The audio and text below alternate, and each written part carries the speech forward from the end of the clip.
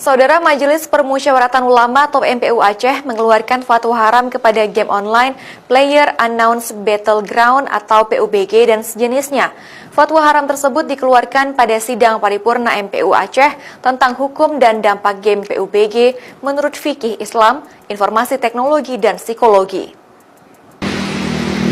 Majelis Permusyawaratan Ulama atau MPU Aceh mengeluarkan fatwa haram kepada game PUBG dan sejenisnya karena menurut ulama, permainan online tersebut mengandung unsur kekerasan dan kebrutalan, berpotensi mempengaruhi perubahan perilaku menjadi negatif, berpotensi menimbulkan perilaku agresif dan kecanduan pada level yang berbahaya, dan mengandung unsur penghinaan terhadap simbol-simbol Islam.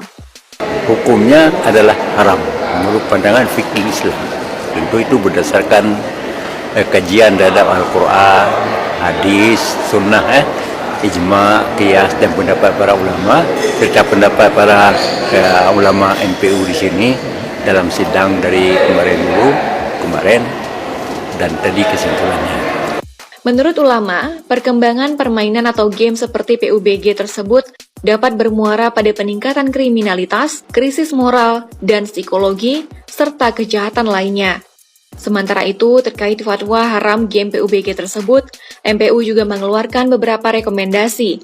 Di antaranya meminta pemerintah untuk membatasi dan memblokir situs-situs dan permainan yang mengandung unsur kekerasan dan pornografi.